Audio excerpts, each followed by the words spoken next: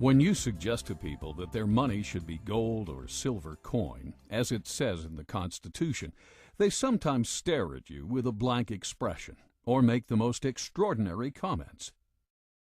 Do you feel that our paper currency should still be backed by gold or silver? I think there should be a backing for currency. Otherwise, there's a temptation to run it out and make too much of it. I'm not really sure what you mean. Like change the color of our money or something, or? I buy silver. Gold. I don't know a lot about the subject, but I would say just because of counterfeit. I think it should, but unfortunately it isn't. Okay, why do you think it should? I don't think the current system is stable. These statements by everyday American citizens show how little people understand the intentions of the Founding Fathers. As the Constitution itself says, it is the supreme law of the land. And therefore the Constitution ranks ahead of any statutes of Congress, any statutes or constitutions, for that matter, of the states, and decisions of the courts. And any law or decision of the courts that is inconsistent with it is to that extent void. It's not a law at all. So, what's going on here? Why does the Constitution clearly state that our money shall be coin, yet we are using government-issued, supposedly official, paper dollar bills? And we can't even redeem these for silver any longer. And why does Thomas Jefferson, the very man who drafted the Declaration of Independence and co-authored the U.S. Constitution, warn us about banks and corporations? Something is off here. The Federal Reserve System, to most people, seems like it is an agency of the federal government. That's what I thought it was when I first started to research this topic. But it turns out that it's nothing of the kind. The Federal Reserve is a hybrid organization. It's a partnership between the federal government and the private banks. When you look at it deeper than that, its essence is neither as a government agency or a private company. In reality, it is a cartel. In other words, it's no different in essence than a banana cartel or a sugar cartel or an oil cartel. It's a grouping of the large private corporations in the field, banking, who have come together to create agreement between themselves to limit competition, to preserve their profits, and to make sure that no newcomers come in and take away their position. That's what cartels are always designed to do. And it's a shocking thing to realize that something as prestigious as the Federal Reserve System, at its core, is nothing more or less than a banking cartel with exactly those same objectives. The motivation for Congress to go into partnership with the elite bankers who formed the Federal Reserve is clear. Endless amounts of money could effectively be printed up and lent to Congress. Thus, individual congressmen would no longer be forced to depend on raising taxes to generate additional revenue, an unpopular action that can cost them re-election. Ironically, if there were no Federal Reserve, there may have been no need for an income tax. The country did fine without it for 137 years. The income tax amendment was introduced the same year the Federal Reserve System was formed, 1913. Coincidence? Prior to the formation of the Federal Reserve System, the country never did better. In fact, that was the problem, at least for the major banks. Capital formation, also known as savings, was happening all over America. Other than panics, many of which were caused by unethical lending practices, America was doing great. So much so, the big New York banks were losing business. But why isn't the mainstream media telling us this story? What would motivate them to refrain from a critical interpretation of banking history and the Federal Reserve System, especially today, when they broadcast critical, even intimate reports on every other aspect of life? I consider the Federal Reserve Act and the creation of the Federal Reserve as being unconstitutional. It gave the government then the power to create legal tender out of thin air, that is, to create paper money. And although they didn't do that overnight, between 1913 and 1971, that is exactly what happened. But the notion of a central bank does not fit into the Constitution. The Congress has the authority to coin money, and only gold and silver should be legal tender. And this is an absolute contradiction of the Constitution to have a Federal Reserve System and a central bank. Not a lot of American people understand it, and I would add that probably not too many people here in the Congress understand it either. I think they see it as a convenience, and I think a lot of other people see it as a convenience because they think they're protected by the type of system that we have. But a fiat monetary system or a paper money system is merely a system where the government has this power and authority to dictate and insist that a piece of paper is legal tender.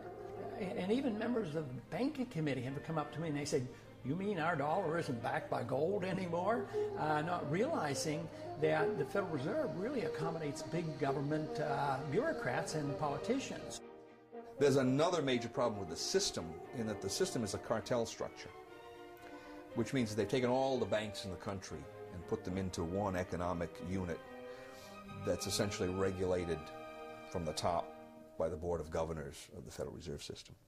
Comes 1932-33, you had the crash. The Roosevelt administration came in, and one of the first important pieces of legislation that was passed was the National Industrial Recovery Act of 1933.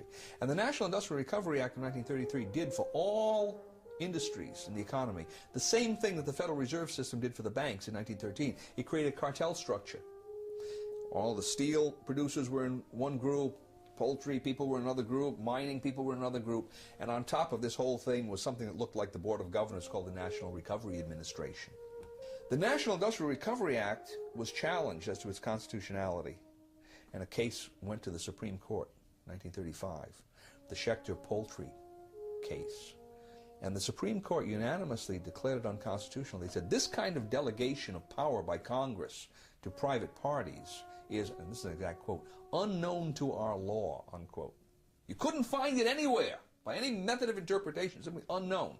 Well, the difference between the National Industrial Recovery Act and the Federal Reserve Act is essentially zero. The peculiarity here is that the Federal Reserve Act has never gotten that question to the Supreme Court. Let's take a second look at the words of Thomas Jefferson. A deeper look at exactly who owns and operates the private banks known as the Federal Reserve System, and what their mission statement might be. The banks and corporations that will grow up around them will deprive the people of all their prosperity.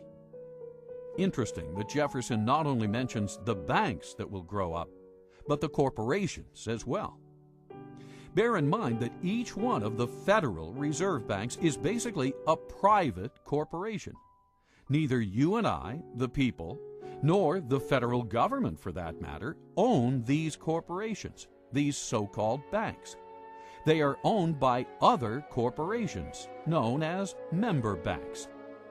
The Fed was formed not in Washington, D.C., not in the halls of Congress or some meeting room, but it was formed on a private island off the coast of Georgia called Jekyll Island. This island in those days was a club. They called the Jekyll Island Club. And its members were a relatively small group of billionaires from New York, people like J.P. Morgan and William Rockefeller and their business associates. When they went to the island, they all traveled aboard the private railroad car of Senator Nelson Aldrich. This was November of 1910, and he and 6 other men were told they mustn't be seen together, they couldn't dine together on that evening, and they must avoid newspaper reporters at all costs. One of them carried a shotgun. Just in case he had been confronted by a reporter, he was prepared to tell them that he was going on a duck hunting trip. When they got on board this railroad car, they were told not to address each other by last names, first names only. And 2 of them even went further, and they adopted code names. They were concerned that the identities of all of these 7 men might be known to the servants on board the car, and that the servants might talk about it. In that fashion, the word would get out.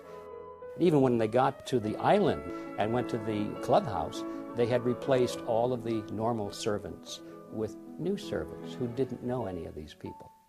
And they created the Federal Reserve under those kinds of conditions of great secrecy. I can assure you that very few wars of history have ever been plotted under conditions of greater secrecy than that. According to accidental releases of Fed stockholder information, as of 11:05 a.m., Tuesday, July 26, 1983, 5 member banks own 53% of the stock in the Federal Reserve Bank of New York, the most major of the 12 Federal Reserve banks around the country. This is a controlling interest in the controlling bank. The major stockholders of this major bank, however, are confidential. No one, not even the government or the President of the United States, knows who they are, nor can they find out. We all began to lose track of this ownership on Tuesday, the 26th of July, 1983. Only a small group of elite insiders knows who these owners or controlling agents are in present time. Does this sound like a Thomas Jefferson operation? Does this so-called Federal Reserve System sound like something Ben Franklin, the man who invented the pot-bellied stove and co-authored the Constitution, would set up? Or does this system sound more like something George Orwell would write about in his nightmare book, 1984? Again, G. Edward Griffin. In those days, there was a great deal of concern among the American people about the concentration of financial power in the hands of a few very wealthy and powerful financial interests in Wall Street. They called this the money trust. And the cry in those days was to break the grip of the money trust. And one of the primary purposes of the Federal Reserve Act, as it was promoted to the American people, was just that, to break the grip of the money trust. They were going to write a law that was going to take the power away from these people and put it in the hands of their trustworthy politicians, you see. Put it in the hands of the people through the electoral process. That was the propaganda behind the Federal Reserve System. So what's the purpose of the secrecy? It's because when you look at the list of these people who went, they were the money trust.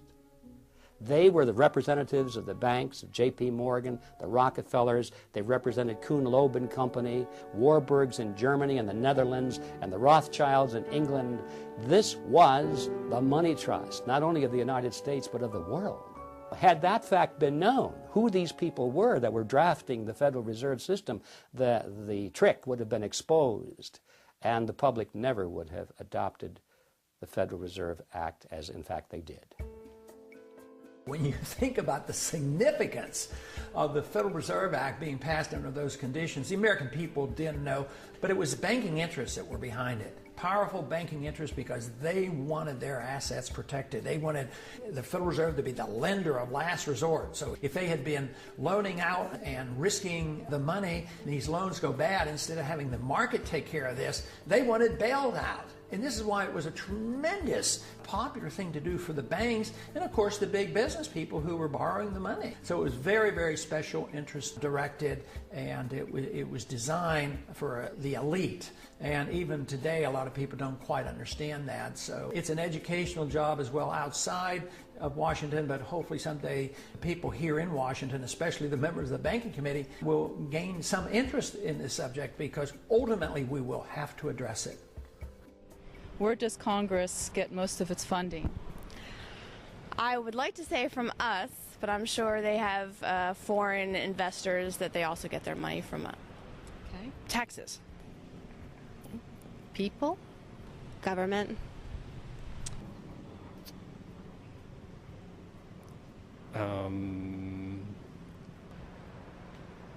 It gets it out of federal taxation, of course. from taxes, but if you mean today, a great deal we're getting from China buying treasury bills. They print it. And can you elaborate on that? They have no funding. They have no money. It's all puff and mirrors. They have no money. It's all an illusion. There's not much in back of it. As we can see, the average American citizen has conflicting ideas as to where Congress gets its funding. In actuality, Congress gets most of it by borrowing it from the Federal Reserve. The Federal Reserve gets the so-called money by effectively printing it up. The whole process is known as the Mandrake mechanism. Thus, today's paper currency, far from the gold and silver coinage stipulated by the founders, is essentially created out of thin air. Most people are alarmed when they hear about the fact that the Fed can create money out of nothing and charge interest on it, so-called interest. It starts with Congress. Remember, a moment ago I said that the Federal Reserve System was a partnership between a cartel and the federal government. Mr. Chairman, we've got to go vote, and we want to thank you for being here with us for today. And, well, if there's a partnership, there's a reason for the partners, both of them, to be in it, or they wouldn't be. So why is the banking fraternity in this partnership, and why are the politicians in it? Congress needs more money. They always need more money. They like to spend money. That gets them elected.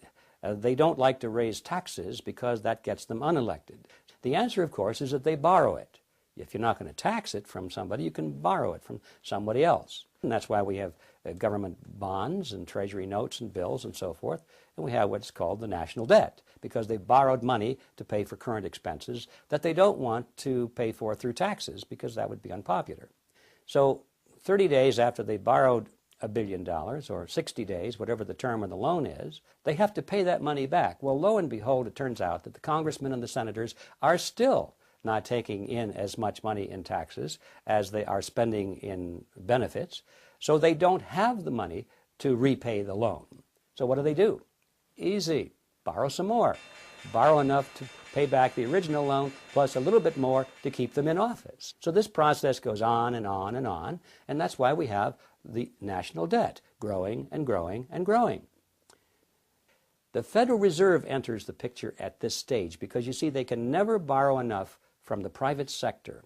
There's never enough existing money out there for the politicians to borrow.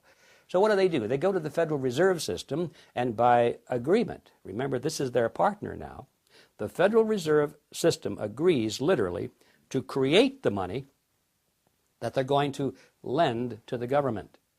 It's not really a lending at all, as you can see, but they use the old traditional words of lending it to the government, when in fact all they're doing is just printing it for the government. They're creating it for the government, and then they call it a loan. Of course, they don't print it all because most of it's checkbook money, but nevertheless, the process is the same as if they had just turned on the printing presses and printed all this money and gave it to the federal government. So now, once the Federal Reserve System creates this money out of nothing, literally, it's fresh money into the society, into the economy, and that's how the money supply keeps growing and growing and growing. What about the banking partner? What's in it for them? I come in and I give the bank, say, 100 ounces of gold, and the bank offers me some interest payment on that. They're going to pay me 3% interest. And they're going to take that 100 ounces of gold and they're going to lend it out at 5%. That's how they make their money, the 2% spread. Okay?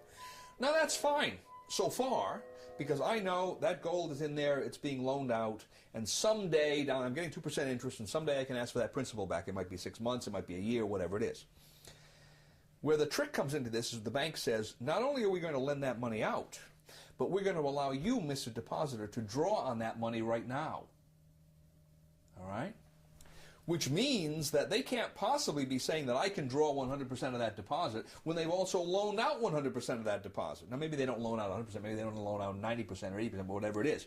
And that's the fractional reserve concept.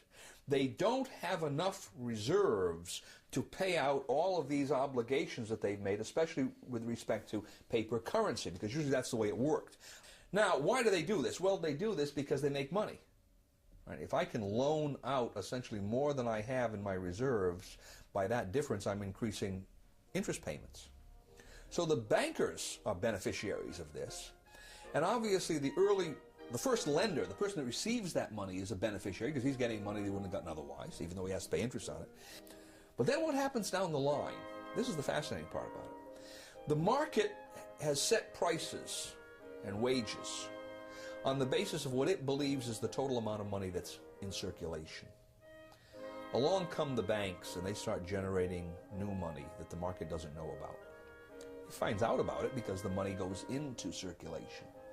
So I'm the first user of this money. I've just received the loan from the bank. I'm going to go out and buy cement with it. And when I buy cement with it, cement is at the original market price. Now, as that money starts percolating into society, the market realizes there's more money than there was before. More money chasing the same amount of goods means the prices of goods go up, right? So eventually, somewhere down the line, that same cement that I just bought for $5 a pound is going to cost someone else $6 a pound. Now, if he buys that cement at $6 a pound before his income has increased commensurately, what's happening to his real wealth? He's losing real wealth, right? His costs have gone up, his income stays the same, his real wealth is decreased. Whose real wealth has increased in this transaction? Mine and the bank's, because we got the full value of the money right at the beginning. So this system transfers wealth. Somehow, you can't exactly follow it, but the principle is there. It transfers wealth from society to the creators of money. For every $1 billion that's put into the banks, I, as a commercial banker, can create an additional $9 billion and push them out into the economy as loans. Now that $9 billion based on the $1 billion, which itself was created out of nothing, all of it is just fiat money. It's created out of nothing, but the commercial banks get the bigger end of the deal, as you can see. They can create 9 for the private sector called loans, and these are genuine loans, and that is where our money comes from. That is how money is created. Every bit of it is created in this fashion. Every bit of it is based upon debt, and that debt creates money that literally has nothing behind it at all. Now this is how money is created in the Western world. And it's an amazing story. Only a very few people at the top know how money really comes into existence. Best estimates say that a network of about 7,000 people, mostly located in large urban areas worldwide, facilitate the acquisition and control of the voting stock of these banks by proxy. The marching orders as to where literally hundreds of trillions of dollars of monetary power will be directed are believed to be given by the 7,000 on instructions from an insider control group we estimate to number about 300. Of the 300, many are related to one another by blood, marriage, and business ties, and, it would seem, have family ties to the original robber barons of the Industrial Revolution at the turn of the 19th century. More importantly, however, most of the 7,000 involved in this group may be largely unaware of their negative effects on society. They may sincerely, but naively, believe they are simply doing good. Nevertheless, now talking about the 300 who form the inner controlling body, we estimate that about 50 of this group are anything but naive. Thus, having successfully established the ultimate money-making machine, the Federal Reserve System, this nefarious cartel of tyrants is in a position to literally acquire control over the assets of the world, deprive the people of all their prosperity, as Thomas Jefferson would say. This is the calculus of the situation, and this is exactly what they are doing, with a little help from their virtuous but ignorant servants in Congress, as John Adams might say. Yes, the Founding Fathers must surely be rolling over in their graves. The original intent of the Constitution is spelled out quite clearly, not only in the document, but in the immediate history that surrounds its formation. Now, Article 1, Section 10, Clause 1 limits the powers of the states. It says, no state shall coin money. States had coined money. stops them from doing it. No state shall emit bills of credit. Now that's one of those peculiar words. If you were living in that time, you knew what it meant. It meant essentially what we call paper money. No state shall emit bills of credit, which means that a state itself cannot create paper money, and then it can't do it indirectly by setting up some kind of a bank that's controlled by the state. Third provision in that clause is, no state shall make anything but gold and silver coin a tender in payment of debts.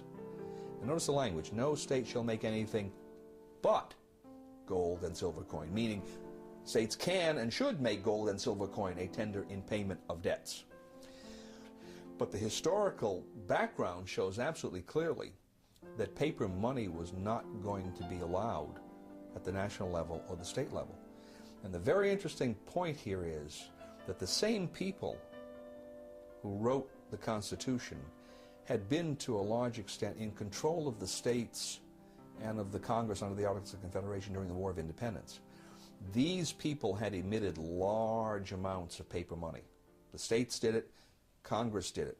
When that Congress did it, it was called the continental currency, and most people are familiar with the phrase not worth a continental. Paper money depreciated so radically in value that it was essentially worthless. Those same people looked back at what they had done only a few years earlier and said, we're not going to do this anymore. The inflation isn't rising prices. The inflation is the government's program of increasing the supply of money, which devalues the currency, and that causes the prices to go up. Inflation, that is the destruction of money, eventually wipes out the middle class. The best example in the 20th century being what we saw happen in Germany. As the runaway inflation came, the middle class got wiped out. In the early stages, of course, somebody benefited. Eventually it hurts everybody. But in this country right now, we have constant insidious inflation. So there is a transfer of wealth from the poor and the middle class to the wealthy. But because it affects the business cycle and causes prices to go up in general, who suffers the most? The people who can afford it the least. That people on fixed incomes, low middle income people, poor people. I think it especially hits hard low middle income people who are trying to make it on their own and won't go on the dole, because their prices go up more and they're the first ones to lose their job when the business cycle turns down. The Federal Reserve, by increasing the credit, creates the boom part of the cycle, but then there's always the resulting downturn of the cycle when unemployment rises. We're always live. It's almost impossible to believe that the all-powerful dominant media, what Bill O'Reilly calls the elite media, would endlessly cover all these issues, yet be silent on the very subject that is common to all of them: money, and the entity that creates and manages the so-called money supply, the Federal Reserve System. Why is this? One can never watch enough television.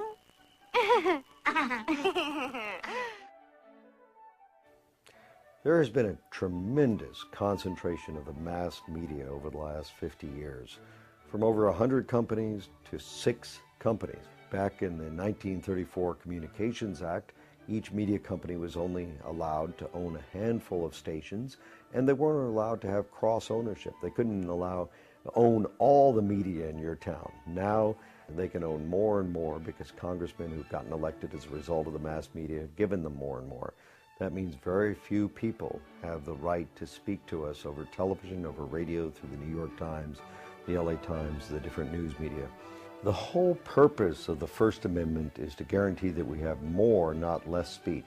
However, when you start to get down and say only a few people can put up their soapbox, only a few people can address the audience, suddenly you've limited the amount of speech. Now that's the government control of speech. On the other hand, when those few people recognize that the government is the one that's licensed them to speak, they start to act in a way that's not going to jeopardize that relationship. Could this be one of the reasons any critical reporting of universally important issues, such as the Federal Reserve, have been cut out of the public debate for so long? As Ted Turner relates in his article, My Beef with Big Media? Why would major media corporations that control the information flow to 95% of the American citizens, fail to report on the detrimental activities of the Federal Reserve System, a government-sanctioned, quasi-private banking cartel that literally controls 100% of the money flow to the same citizens, as well as the lion's share of the money flow to Congress itself. The amount of money it costs today to run for Congress or even to run for president is obscene. And most of that money goes into television commercials and spots and all of the mass media advertising that needs to be done to reach the 295 million Americans, a vast number of people. And when that person wins, if the media has supported him, naturally he wants to pay them back. He may not think of that consciously, but in appropriating licenses and expanding territories and allowing them to own more than one media outlet, that's exactly what happens. As a result, the number of media companies, as we said before, has concentrated in a few hands. And unfortunately, Congress and the media work together to present an image to the American people that does not always include every aspect of the truth. This reciprocity, this in cahoots process, has obscured many of the more important issues to the American people. And there's no more important issue than the issue of fiat money. When you give men the power to create money out of nothing, you shouldn't be surprised if they turn around and create money out of nothing, because that's what they're supposed to do. Now, the underlying philosophy is that, well, we'll be very conservative about it. We won't run rampant. We won't abuse this power, would we? So we give them blindly this power to create money out of nothing because we trust them to use this power wisely. Nowhere in history has this ever been a justified trust. Every time man has had that power, and this started back in antiquity, those with the power have abused it, and they have created more and more and more money at a rate much faster than the expansion of goods and services which are being produced by the productive side of the economy. Now, if the goods and services were growing at a rate which is exactly the same as the money supply, then the purchasing power of the monetary unit would remain constant. In ancient Rome, if you had a 1-ounce gold coin, that would be the cost of a nice toga, a handcrafted belt, and a pair of sandals. Today, thousands of years later, if you have a 1-ounce gold coin and you convert that into Federal Reserve notes, you can walk into a store and buy a nice suit, a handcrafted belt, and a pair of shoes. The real price of those items, and all items for that matter, throughout history, does not change when measured in terms of something of intrinsic value, such as gold or silver, because those things take human effort to produce as well as the belt, the toga, and the sandals. Both of them take human effort to produce, and that's why they maintain value with each other. But once you break that away, and you give men the power to expand the money supply without that discipline, they're going to expand the money supply faster than the increase in goods and services. And then you're going to have this difference in purchasing power. We call it inflation. Well, it's always politically popular to impose financial burdens on somebody else. It tends to be politically difficult to impose financial burdens on someone who's living alongside of you, because they tend to have votes and they tend to have representatives who will take their position. It's fairly easy to impose a financial burden on the future because the future generation tends not to have any votes or representation at all in the present. As soon as you start talking about monetization of debt, where the banks come in and now buy governmental debt with new money that the banks have created through this special privilege they have of creating money in the Federal Reserve System, the redistribution of wealth that takes place through that process, most people don't understand. It happens through depreciation of currency, and the depreciation of currency usually leads to increases in prices, which the average person calls inflation. Inflation is really the increase in the money supply. The prices increase as a consequence of that. But the average person doesn't understand how this happens, and he's going to blame gold speculators in Switzerland. He's going to blame greedy unions. He's going to blame price gouging. He's going to blame everybody but Congress and the banking system. So it's easy politically through monetization of debt to expand borrowing beyond prudent levels. Now why is that Tyrannous. Well, at a certain level, it's tyrannous. The definition of tyranny is the exercise of a power that no one should be allowed to exercise. Okay? And it's tyrannous because no one should be allowed to exercise a power that puts burdens on people that are not allowed an opportunity to be heard, an opportunity to vote, an opportunity to have some kind of a say. Right? Granted, to some extent, you're going to have to do that in the nature of government as long as you have borrowing, but beyond a certain point, it becomes tyrannous. And it's beyond that point that the present system allows our political structure to move too easily. How much, take for instance, how much is the purchasing power of Federal Reserve notes lost since World War II? About 90%. You think that hasn't had some consequence in terms of redistribution of wealth, in terms of the way the economy has developed? Of course it has. The average person doesn't see it. He can't follow the lines of cause and effect, but it's there, and his life is quite a bit different from what it would have been if that hadn't occurred. Purchasing power, monetization of debt, inflation. What do we mean by all these terms? Terms we may have heard many times, but still fail to connect the dots. Are you confused? If so, you're not alone. Inflation, I think, is a bad word because really we think of inflation as rising prices. But in reality, what's happening, prices are not going up. It's that the value of the dollar or the monetary unit is going down. That's what's really happening if we understand the process. And it's a tax, therefore. Our lost purchasing power, what we have to pay more for a bag of groceries today than we did 5 years ago, comes out of our pocket, comes out of our earning capacity. That is value which we should have, but it's been taken from us through a process that we call inflation, but in reality it's a hidden tax. Inflation is the result of being able to create money out of nothing, and that is the power we have given to the Federal Reserve System. Therefore, we can say that the Federal Reserve System is the agency of a hidden tax called inflation. Since the early 1900s, almost no one talks about the country's banking system anymore. What happened? There was a shooting, then there was nothing. Yet our money, like water, is one of the most important commodities we have. More than that, the quality of our money affects the productivity of every man, woman, and company in America. As time goes on, people figure out better ways of doing things, better ways of making products, cheaper and faster. For instance, one farmer can now grow food for thousands of people, whereas he used to be able to feed only his family. Thus, everything should be getting cheaper, because the supply of everything has been growing faster than the demand. This is true even though the population has been growing as well. Unfortunately, this is not what we observed.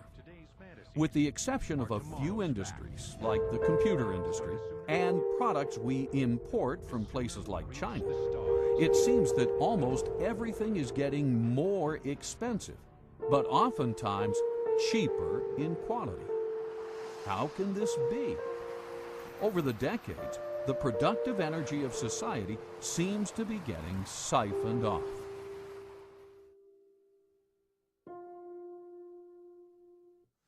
Well, it's hard to predict, but I certainly think it's possible because I think the financial bubble worldwide is something that we have never experienced before. We've had tastes of that. But Alan Greenspan, in one way, is a genius, and in another way, he is an unbelievable threat to us. He's a genius in the sense that in a technical fashion, he's been able to keep this system of inflation together longer than anybody else has been able to, especially in this last go-around from 2000 on. With the collapse of the NASDAQ bubble, we really didn't have much of a recession because he immediately started inflating massively, taking interest rates down to 1%. And now, of course, he's a little bit frightened about the bubble, and he's curtailing credit to some degree. But the dollar has become the gold of the world. The world central banks have accepted the dollar as if it were gold. Greenspan claims that they have gotten the paper money to act as if it is gold, which I strongly disagree with, and all the hard money people disagree with. But I believe he's been capable of creating this huge financial bubble, and the world has not yet seen what may come of this. So I suspect that depending on when it comes and what we do, it could very well end up into a much worse situation than the Great Depression. But if the country decided, well, something has to be done, and we went to a gold standard and limited the creation of credit, curtailed the power of the Fed, I think it would iron out all our difficulties. When Argentina periodically would just quit inflating and maybe tie their currency to even the dollar, price inflation went like from hundreds of percent per year down to 2% or 3%. So it's rather rapid. So you would see an immediate benefit. You would iron out the severe swings in the business cycle. The price problems would be diminished. But the one thing we'd have to give up, which to me would be a benefit, government would have to curtail spending, because they can't tax the people enough to pay for all those bills. So we would have to curtail our spending. So that would be, to me, a tremendous boost to the American people and to the economy. At the same time, we gave sound money. I mean, this would be fantastic. Within months, there would be some people who would suffer from the adjustment period, but it might be the people who have benefited so much over these years. But the average person, the poor person, the jobs would become available. So it would not take a long, long time. What would take a long time is if we refuse to consider it and the problems get worse and we have a severe recession or depression and huge inflation and we do all the wrong things. That is what we should work so hard against. We must get rid of the fiat money system. How do you do that? Well, the first step, of course, the big step, the biggest imaginable step, is for people to realize that they even have one. I mean, how many people walking up and down the streets that go into the polls each year and elect their leaders, how many people know that we have a fiat money system? How are we going to change that unless we have an understanding, an educational foundation at the electoral level? So this is where we have to start. Because so many people in the U.S. are now semi-illiterate, thanks to the government-sponsored public school system, it may be possible to stimulate a discussion on the Federal Reserve only through films and TV shows. In many ways, film has replaced the written word for the masses. What is the Federal Reserve System? It's where they generate the money and they keep the money, I think.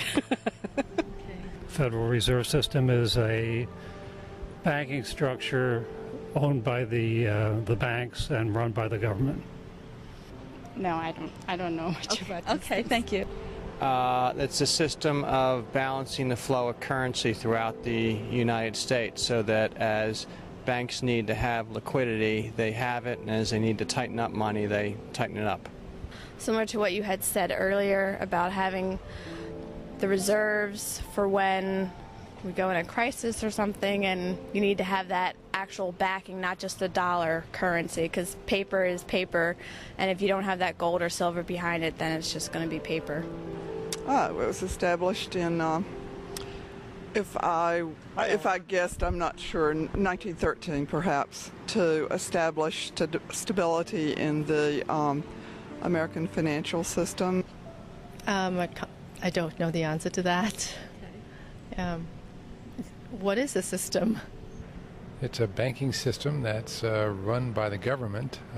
It's almost like a fourth branch, but it's run by the government, and it's guaranteeing that banks will remain stable. And if they're not stable, they'll take it over. A way of backing up the money. I don't know. Yeah. And what is the Federal Reserve System? Well, do you want Andrew Jackson's opinion of the Federal Reserve System or what? Your opinion. I liked his. It's a bunch of organized crooks. Wow. Now that citizen is informed. Too bad everyone is not as aware of how far we have strayed from our founding principles. Well, the major problem you have not only with the Federal Reserve System, but with any statutory structure that's unconstitutional, is it doesn't square with what's called the Supremacy Clause. The Constitution, which has the Constitution and laws passed in pursuance thereof, that is, constitutional laws are the supreme law of the land. So obviously if you have a statute that doesn't square with the Constitution, it's void. It is not a law, in fact.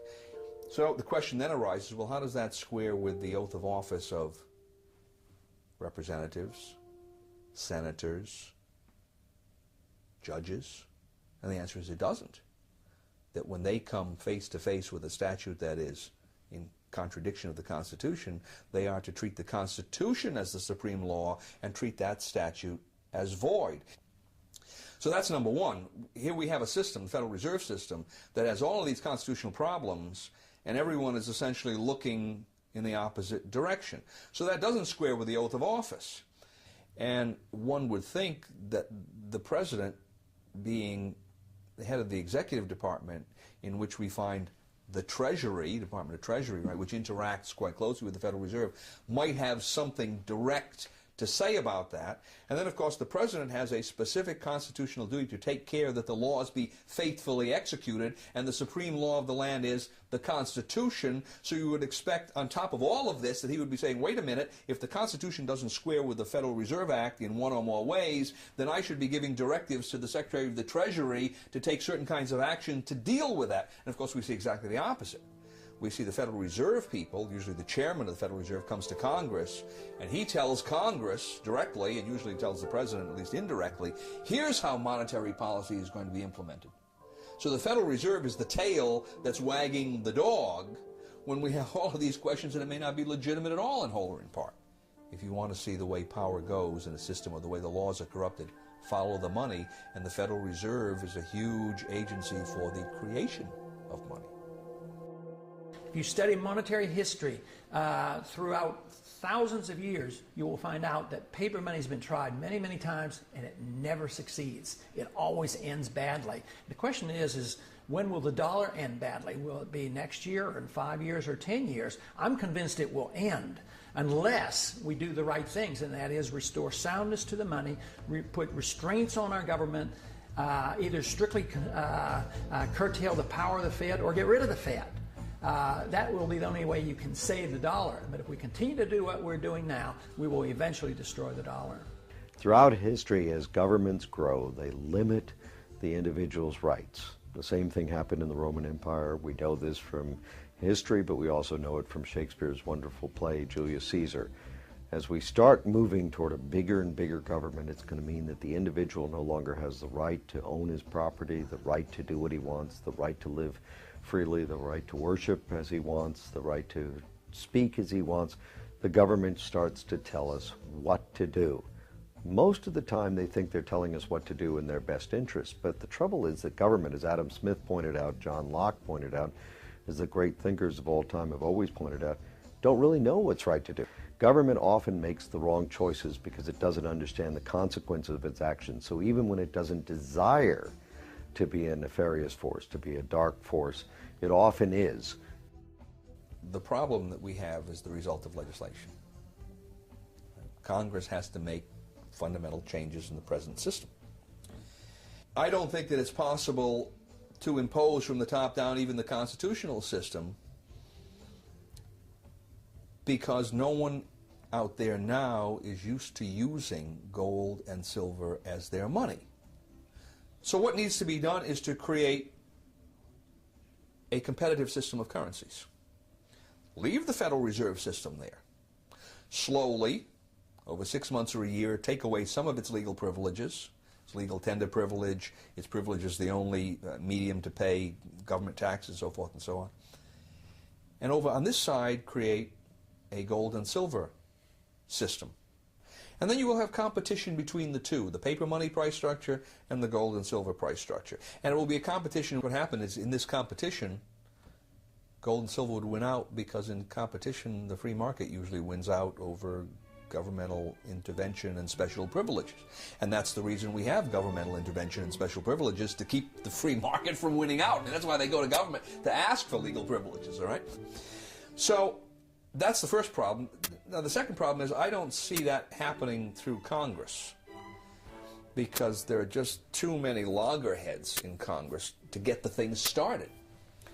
So my suggestion is that it begin in some state, a small state, a state that probably has a certain amount of its taxes that it can hypothecate to gold.